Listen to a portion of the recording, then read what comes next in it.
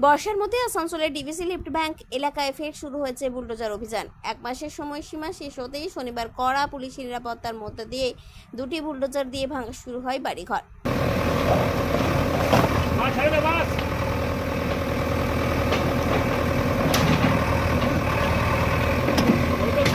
পুলিশের সূত্রে জানা গেছে, এই এলাকায় মোট 110টি বাড়ি ঘর ভেঙে ফেলার সিদ্ধান্ত নেওয়া হয়েছে এবং ধাপে ধাপে সেই অভিযান চলবে।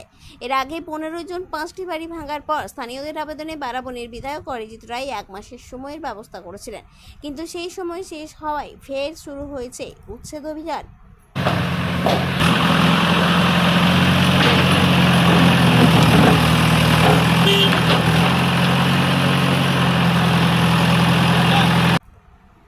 স্থানীয়দের দাবি, তারা প্রায় 22 বছর ধরে এখানে বসবাস করছেন এবং 450টিরও বেশি পরিবার এই এলাকায় বসবাস করে।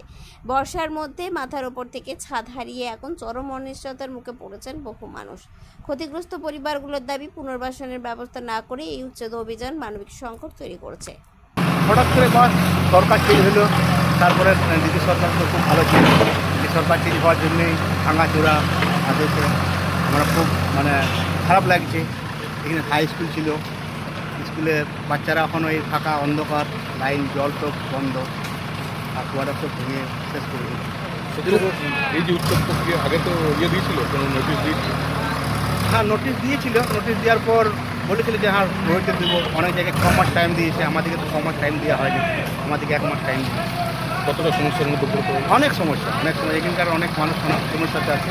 তারপরে আশা করি অনেকের বাড়ি নাই, ঘর নাই, তারা ভাড়া করে ইনকাম কিছু নাই। অনেক কিছু প্রবলেম, যেমন হলো লক্ষ্মী ভাণ্ডার, অনেকে অন্নপূর্ণা ভাণ্ডার বলেছিল ঢুকবে, সে টাকা পেলেও কিছু মানুষ হয়তো করতে পারতো, সহযোগিতা করতে পারতো, ওইটাও পাওয়া যাচ্ছে না। মানুষ এখন এখানে হাই স্কুলের বাচ্চাদেরও প্রবলেম হবে, আমাদের অনেক প্রবলেম। এর আগে যখন উচ্ছেদ অভিযান হয় বিগত আগে দেখা গেছে যে বিধায়ক এখানে এসছে এবং আশ্বাস দিয়েছে। হ্যাঁ, আস্থা দিয়েছিল, বললো যে কিছুদিন থাকবে, তো কই কিছু তো আর হলো। 1 মাসের জন্য 1 মাসের জন্য সময় দিয়েছিল, তারপরে সব ভাঙচুর হয়ে গেল। কি চাইছেন? কি চাইছি, খুব খারাপ লাগছে। কিছু যদি ভালো হতো, যে কারো বাড়ি ঘর, সেভাবেও কিছু নাই। তো আপনারা এখন কোথায় কী করবেন? ওইটাই মুশকিল হয়ে গেল। যদি বাড়ি ঘরও পাওয়া গেল, সেভাবে কিছু তো এখানে নাই। ডিবিসির জায়গা, তারপরে ডিবিসির কুয়াটা সব ভেঙে লাইন জল সব কেটে দিয়েছে। কত বছর ধরে থাকছেন এখানে? এখানে 22 বছর। কতগুলি আবাসন ছিল এমনি যারা মানুষ থাকতো? এখানে মোটামুটি 450 ঘর মতো। লাইন জলকে আগেই কেটে দিয়েছিল? না, লাইন জল দিত, তারপরে কেটে দিত, আবার ঠিক করে দিত, ডিবিসি দিত। এই কিছুদিন ধরে পুরো ডিস্টার্ব করছিল, তারপরে হঠাৎ করে লাইন জল হঠাৎ করে কেটে দিল। আজকে আপনারা বাড়িগুলো সব আজকে কেটেছিল না আগে কেটেছিল?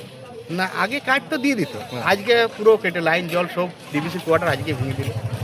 তার আগে 4টা কোয়ার্টার ভেঙেছিল, তারপরে আজকে পুরো সাফ করে দিল।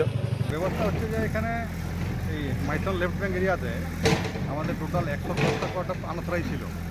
তো আমরা 15 জুন অলরেডি অভিযান চালু করেছিলাম, কারণ তার আগে আমরা নোটিশ দিয়েছিলাম, আমাদের যেটা ভারত সরকারের নিয়ম, যেটা সিপি অ্যাক্ট 1971। তো আমি এখানে যে আছে ডিজিএম অ্যাডমিনিস্ট্রেশন এবং স্টেট অফিসার, তো আমার যাতে অথরিটি আছে নোটিশ ইস্যু করার জন্য, তো সেইভাবে নোটিশ ইস্যু করা হয়েছিল। এবং নোটিশ ইস্যু করার পরে যে আছে আমরা ডিস্ট্রিক্ট অ্যাডমিনিস্ট্রেশন জানিয়েছিলাম যে আমরা এভিকশন করাবো। তখন 15 জুনে ডেট দেওয়া হয়েছিল, তো তখন আমরা শুরু করেছিলাম। তো সেই সময় যে আছে মাননীয় আমাদের বিধায়ক যিনি আছে, আমাদের যিনি এমএলএ সাহেব অরিজিৎ রায় সাহেব, উনি স্পটে এসে আমাকে রিকোয়েস্ট করলেন যে আরও 1 মাস টাইম দিয়ে দেন ওরাকে। তো আমরা সেইভাবে যে আছে আর 1 মাস টাইম দিয়েছিলাম। তো সেটা 1 মাস, যেটা 15 জুলাইয়ে শেষ হয়। তো আমরা 15 জুলাইয়ের পরে, যেহেতু রথযাত্রা ফেস্টিভ্যাল ছিল না, একটা লোকের সেন্টিমেন্ট একটা, তো সেই জন্য রথযাত্রার পরে আবার আমরা 18 তারিখ থেকে আমরা শুরু করেছি।